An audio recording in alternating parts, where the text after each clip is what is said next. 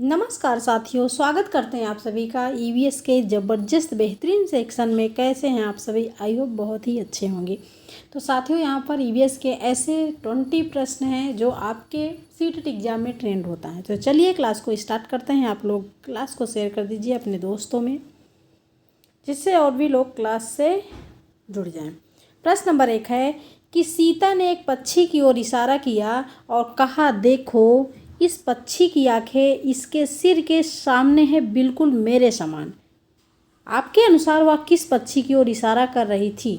सीता ने एक पक्षी की ओर इशारा किया और कहा, देखो इस पक्षी की आंखें बिल्कुल आपके समान हैं, हमारे समान हैं। इस आपके अनुसार वह किस पक्षी की ओर इशारा कर रही है? क्योंकि उसकी आंखें बिल्कुल मनुष्य की तरह हैं। ठीक है, बताइए कबूतर की तरफ इशारा हो रहा है, गौरैया की तरफ, उल्लू की तरफ या फिर कौवे की तरफ? तो यहाँ पर आपका जो आंसर जाएगा किसके साथ जाएगा? आप लोगों ने लॉक कर दिया होगा। इसका आंसर जाएगा उल्लू। इसका आंसर लॉक होगा ऑप्शन सी, उल्लू। ठीक है, किसकी ओर इशारा करिए? तो उल्लू की ओर। प्रश्न नंबर 2 को देखिएगा कि पंछी अपना सिर कई बार हिलाते हैं। ऐसा इसलिए करते हैं क्योंकि गर्दन में मांसपेशियों को फड़कना आम बात है। आंखें स्थिर होती है, हिल नहीं सकती, इसलिए वो अपनी क्या हिलाते हैं? सिर हिलाते हैं। यह एक अनैच्छिक क्रिया है या फिर साथी को आकर्षित करने के लिए? तो आप सभी को पता होना चाहिए कि पक्षी अपना सिर क्यों हिलाते हैं। आप पक्षी अपना जो है गर्दन क्यों हिलाते हैं? आपको सिर से भी प्रश्न आएगा और गर्दन से भी प्रश्न आएगा, अगर आप आगे अभी देखेंगे। क्योंकि उनके जो आँखों की पुतलियाँ होती हैं ना, वो हिल नहीं सकती, एक ही जगह पे स्थिर होती हैं, इसलिए वो जिस जगह पे उनको देखना होता है उस तरफ वो गर्दन अपनी कर लेते हैं, अपना सिर कर लेते हैं। बी ऑप्शन लॉक हो जाएगा। प्रश्न नंबर 3 को देखिएगा कि पक्षी अपनी गर्दन बहुत अधिक हिलाते हैं। देखिए 25 में यहाँ पर 3 प्रश्न हैं कि अगर कोई भी प्रश्न आता है तो गलत ना जाए।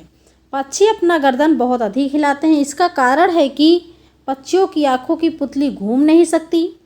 पक्षियों की आंखें छोटी होती हैं, इसलिए उसके कान पंखों से ढके होते हैं, या फिर वे उड़ सकते हैं इसलिए हिलाते हैं।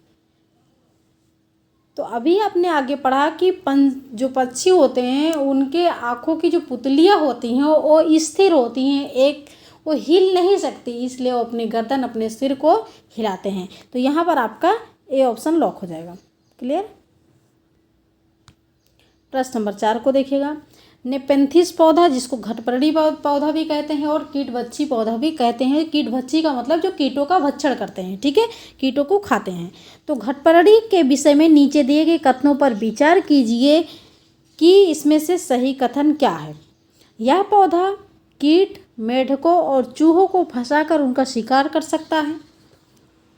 और नेपेंथिस पौधे से पूरा स्टेटमेंट, फैक्ट, पूरा जो है वीडियो डली है, आप लोग वहाँ से देख लीजिएगा। इसका पूरे अच्छे से समझ आया जाए, बाकी इसकी क्लास लेके आएंगे बाद में।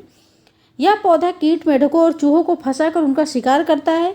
बी ऑप्शन है यह पौधा हमारे देश में नहीं पाया जाता। सी ऑप्शन है यह पौधा कीट को खींचने के लिए मोहक आवाज़ निकालता है। और डी ऑप्शन है इसका आकार घड़े जैसा होता है, जिसका मुंह पत्ती से ढका होता है। कोई भी कीट इसके मुंह के ऊपर पहुंचते ही इसमें फंस जाता है और बाहर नहीं निकल पाता। तो यहाँ पर देखिए, यह पौधा नेपेंथिस पौधा हमारे देश में पाया जाता है, यानी कि भारत में पाया जाता है, मेघालय में और इंडोनेशिया में पाया जाता है। और यह पौधा कीट को खींचने के लिए कोई मोहक आवाज़ नहीं निकालता है, ठीक है। क्योंकि यहाँ पर बात की गई कि यह पौधा हमारे देश में नहीं पाया जाता, भाई बिल्कुल पाया जाता है, कोई आवाज़ नहीं निकालता है। और ये ज़रूर है कि यह पौधा जो है छोटे छोटे कीड़ों, मेढकों और चूहों को भी फंसा कर खा जाता है। जैसे ही इसके ऊपर कोई भी कीट बैठते हैं ये बंद हो जाता है, इसका मुंह घड़े जैसे होता है और निकल नहीं पाता है। तो यहाँ पर डी ऑप्शन भी सही है और ए ऑप्शन सही है। ए और डी जिसमें है वो ऑप्शन सही है, बी ऑप्शन। प्रश्न नंबर 5, एक प्रश्न और। नेपेंथिस के बारे में निम्नलिखित कथनों पर विचार कीजिए। गलत कथन है। अभी आपने पॉजिटिव देखा, सही कथन कौन सा है, अब आपको चुनना है कि गलत कथन कौन सा है, यानी कि निगेटिव के साथ आपको निगेटिव लॉक करना है। वे हरे रंग के नहीं होते। पौधा तो हर पौधा हरे रंग का ही होता है। एक ऐसा है अमरबेल जो कि हरे रंग का नहीं होता है, ठीक है। बाकी पौधे हरे रंग के ही होते हैं। वे केवल विषमपोषी हैं। वे कीट, मेढक और यहाँ तक कि चूहों को भी खाते हैं, ठीक है भाई, पॉजिटिव है। इसमें कीटों को फंसाने के लिए छोटे छोटे रोम होते हैं, बिल्कुल ठीक है, छोटे छोटे रोम होते हैं कांटे जैसे ऐसे। लेकिन वे हरे रंग के नहीं होते हैं, ये आपका निगेटिव है, क्योंकि हरे रंग के होते हैं। वे केवल विषमपोषी हैं, तो विषमपोषी नहीं, ये स्वपोषी होते हैं, स्वपोषी होते हैं, ठीक है। स्वपोषी का मतलब समझ रहे हैं। ये क्यों खाते हैं पौधे, कीटों को क्यों खाते हैं? क्योंकि इनमें इनको नाइट्रोजन चाहिए, ये नाइट्रोजन के लिए कीटों का भक्षण करते हैं, तो इसलिए यहाँ पर निगेटिव आपका क्या है, ए और बी। ए और बी आपका लॉक हो जाएगा, केवल ए और बी, सी ऑप्शन। प्रश्न नंबर 6, नेपेंथिस घटपरडी पौधा जिसको कहते हैं, ये एक ऐसा पौधा है जो मेढकों, कीड़ों या और यहाँ तक कि चूहों को भी फंसा कर खा जाता है। हमारे देश में यह पौधा कहाँ पाया जाता है? तो हमारे देश में यह पौधा कहाँ पाया जाता है? मेघालय में पाया जाता है। बी ऑप्शन आपका लॉक हो जाएगा। नेपेंथिस से जितने भी प्रश्न आते हैं हमने यहाँ पर सारे प्रश्नों को कवर किया है, इससे बाहर आपके प्रश्न सीटेट एग्जाम में नहीं जाएगा। तो साथियों, आपको क्लास कैसी लग रही है? अगर अच्छी लग रही है तो लाइक करिएगा एंड शेयर करिए अपने दोस्तों में, और चैनल को सब्सक्राइब जरूर करिए। प्रश्न नंबर 7 देखिएगा, बीनस फ्लाई ट्रैप तथा पिचर प्लांट को कीटभक्षी पौधे कहे जाते हैं। पिचर प्लांट भी इसका नाम है, कीटभक्षी भी नाम है इसका, और क्या कहते हैं इसका, नेपेंथिस पौधा भी नाम है, घटपरडी पौधे के नाम से भी जानते हैं। कोई भी नाम आ जाए तो याद रखिएगा, क्योंकि ये विशिष्ट पत्तियों या पत्तियों के भागों का प्रयोग करके कीटों को फंसाते हैं। कीटों से ये पौधे डॉट डॉट प्राप्त करते हैं। तो कीटों से अभी हमने बताया कि कीटों से क्या प्राप्त करते हैं, तो नाइट्रोजन प्राप्त करते हैं, और नाइट्रोजन यानी कि पोषक तत्व प्राप्त करते हैं। ए ऑप्शन लॉक हो जाएगा। प्रश्न नंबर 8, निम्नलिखित में से ऐसे 2 जानवर के समूह को चुनिए जिनके आगे के दांत जीवन पर्यंत वृद्धि करते रहते हैं, अग्रदंत हमेशा बढ़ते रहते हैं, अतः वे अपने दांतों को बहुत लंबा न होने देने के लिए वस्तुओं को कुतरते व काटते रहते हैं। वस्तुओं को कुतरते भी रहते हैं और काटते भी रहते हैं। ऐसे 2 जानवरों के नाम आपको चुनना है, छिपकली और गिलहरी, छिपकली और कछुआ, चूहा और गिलहरी, सांप और गिलहरी। तो देखिए यहाँ पर गिलहरी यहाँ भी है, यहाँ भी है और यहाँ भी है, लेकिन आपका बी ऑप्शन कट गया, ठीक है। अब आपको ए और सी और डी में देखना है कौन सा सही। तो सांप जो है, सांप गलत है, यहाँ पर छिपकली है, यहाँ पर भी छिपकली है, आपका सी ऑप्शन लॉक हो जाएगा कि चूहा के भी हमेशा अग्रदंत बढ़ते रहते हैं, जिससे उस चीज़ों को कुतरते रहते हैं, और गिलहरी के भी अग्रदंत हमेशा बढ़ते रहते हैं, ठीक है। प्रश्न नंबर 9 देखिएगा, सलाद से बहुत ही इम्पॉर्टेंट प्रश्न है, सलाद से। प्रश्न नंबर 9 है, सलाद के विषय में निम्नलिखित में से सही कथन चुनिए। सही कथन आपको चुनना है, पॉजिटिव चुनना है। सलाद भालू जैसे दिखते हैं और दिन के लगभग 22 घंटे वृक्ष की शाखा पर उल्टे सिर लटका कर सोते हैं। सबसे पहले तो मैं आपको बता दूं सलाद के बारे में कि सलाद जो है भालू जैसे दिखते हैं और 24 घंटे में ये 17 घंटे वृक्षों से उल्टा लटक कर सोते हैं, ठीक है, उल्टा लटक कर सोते हैं। और सलाद वनवान जैसे दिखते हैं और दिन के लगभग 17 घंटे वृक्ष की शाखा से उल्टे लटक कर सोते हैं। सलाद चिंपैंजी जैसे दिखते हैं और दिन के लगभग 22 घंटे, तो 22 वाला तो आपको गलत है भाई। सलाद भालू जैसे दिखते हैं और दिन के लगभग 17 घंटे वृक्ष की शाखा पर उल्टे लटक कर सोते हैं। तो देखिए यहाँ पर 22 है, 22 वाला ए ऑप्शन आपका कट गया। सलाद का 22 घंटे ये भी आपका कट गया, लेकिन सलाद भालू जैसे दिखता है तो इसलिए आपका बी ऑप्शन भी कट गया। आपका डी ऑप्शन लॉक हो जाएगा कि सलाद जो है वो भालू जैसे दिखता है और दिन के लगभग 17 घंटे वृक्ष की शाखा पर उल्टे सिर लटका कर सोते हैं, ठीक है। डी ऑप्शन लॉक हो जाएगा क्योंकि सलाद भालू जैसे दिखते हैं, याद रखिएगा।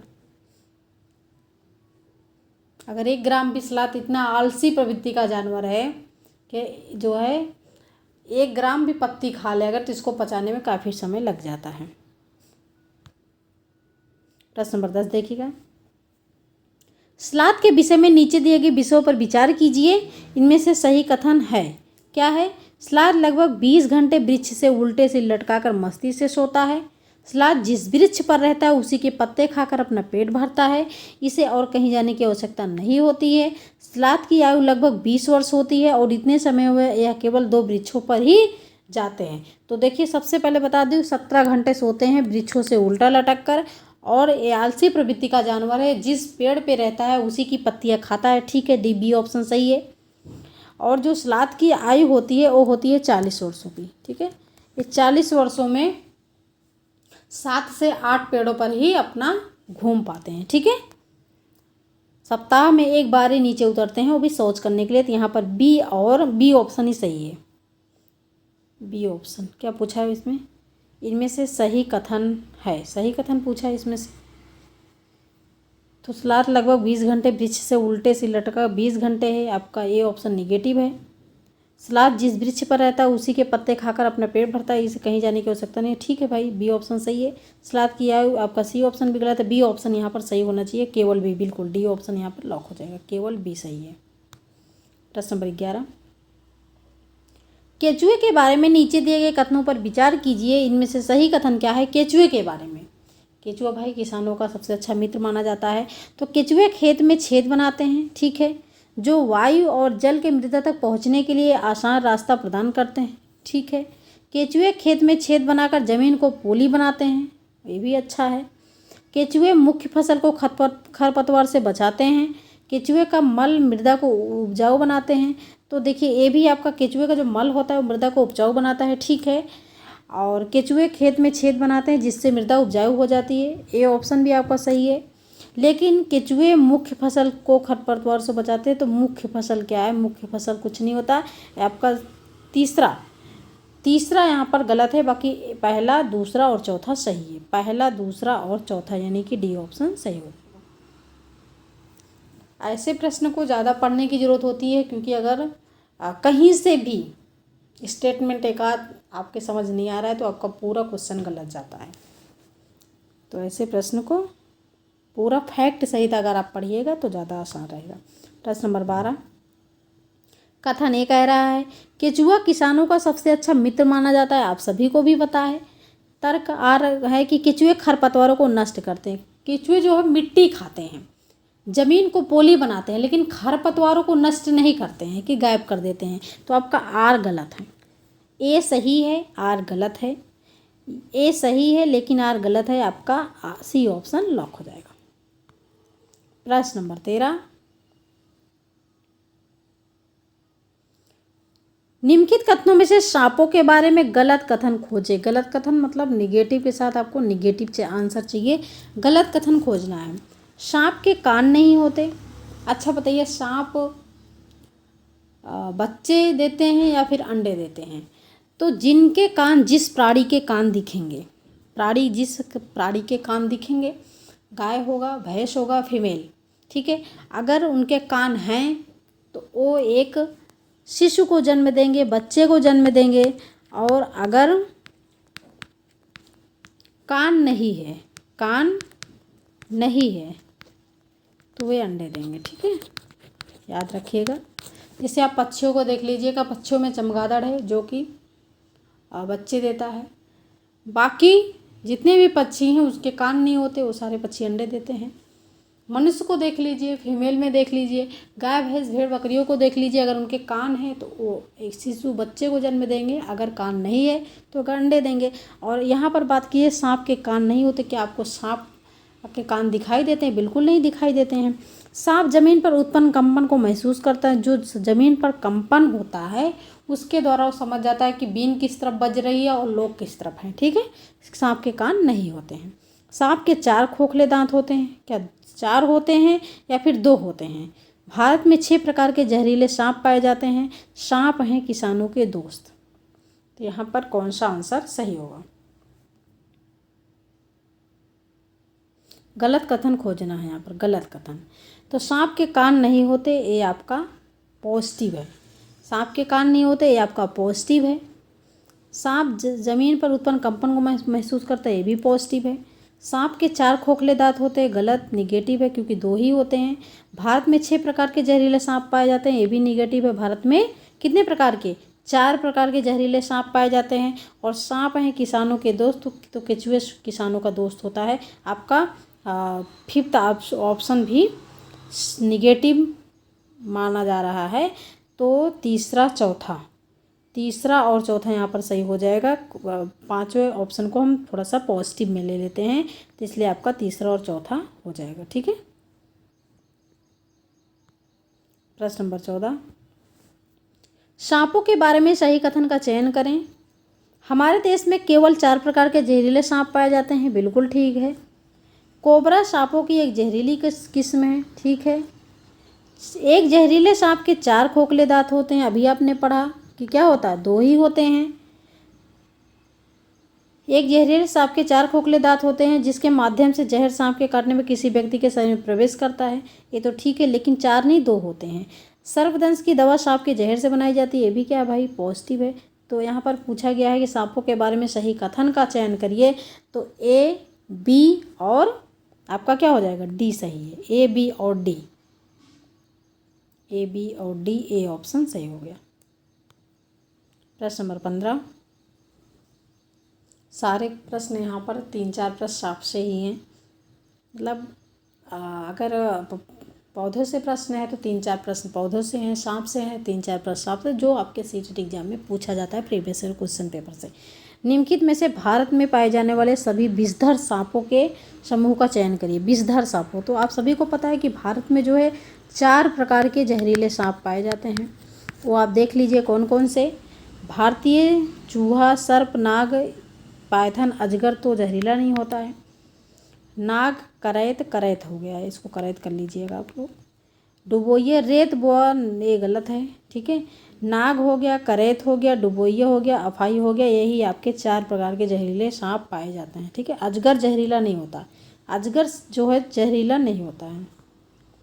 प्रश्न नंबर 16, आर्यनाथ एक सपेरा है। आर्यनाथ एक सपेरे का नाम है। जब वह अपना वाद्यंत्र बीन बजाता है तो सांप उसकी ध्वनि पर अपना सिर इधर उधर घुमाता है। सांप के वाद्यंत्र बीन पर अनुक्रिया करने का कारण क्या है? भाई सांप, जब कोई सपेरा आता है और बीन बजाता है तो सांप उसके आगे आके अपना लोटपोट करने लगता है, इधर उधर सिर हिलाने लगता है, नाचने लगता है। वो ऐसा क्यों करता है, उसका कारण क्या है? बीन की मधुर गंध के कारण, धुन के कारण है, या फिर सांप का अपने बाहरी कानों द्वारा बीन द्वारा उत्पन्न ध्वनि को सीधे ही सुन सकता है। जब सांप के कान नहीं होते तो सुन कहाँ से सकेगा? सांपों की आंखों द्वारा बीन की गति का अनुसरण ना करना, या फिर बीन द्वारा उत्पन्न कंपनों का जमीन से होकर संचरण। तो जो बीन का जो कंपन होता है उसके द्वारा वो आके बीन के आगे नाचने लगता है, ठीक है। तो आपका डी ऑप्शन लॉक हो जाएगा। प्रश्न नंबर 17, पोचमपल्ली एक शहर है जहाँ के अधिकांश परिवार बुनाई का कार्य करते हैं और एक विशेष प्रकार का वस्त्र जिसे वह बुनते हैं उसको पोचमपल्ली कहा जाता है। यह शहर जहाँ सुंदर चमकदार रंगों की साड़ियाँ बनती हैं किस राज्य का भाग है? किस राज्य का भाग है? आंध्र प्रदेश, तेलंगाना, यानी कि ये आंध्र प्रदेश का भाग है। आंध्र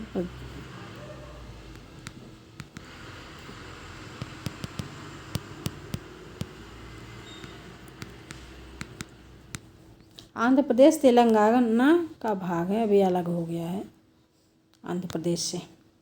प्रश्न नंबर 18, खेजड़ी वृक्ष के बारे में नीचे दिए गए कथनों पर विचार कीजिए, इनमें सही कथन क्या है? खेजड़ी वृक्ष, खेजड़ी वृक्ष कहाँ पाया जाता है? राजस्थान में पाया जाता है। और आप सभी को पता है कि राजस्थान में बारिश बहुत कम होती है, वर्षा बहुत कम होती है। तो यहाँ पर जो वृक्ष से प्रश्न आएंगे वो एक चीज़ याद रखिएगा कि जब पूछा जाए कि जल के बिना नहीं बढ़ सकते तो इसका मतलब वो गलत है। यह वृक्ष मुख्यतः रेगिस्तान क्षेत्रों में पाया जाता है, ठीक है भाई, राजस्थान रेगिस्तानी इलाका है।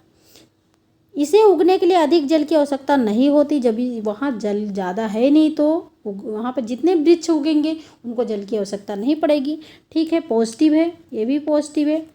यह वृक्ष अपने तने में जल संचित करता है जिसका उपयोग आवश्यकता पड़ने पर किया जाता है। तो ये देखो खेजड़ी की बात नहीं की, ये ओक पेड़ की बात की जा रही है, ठीक है। ओक पेड़ जो है वो जल तने में एकत्रित करता है।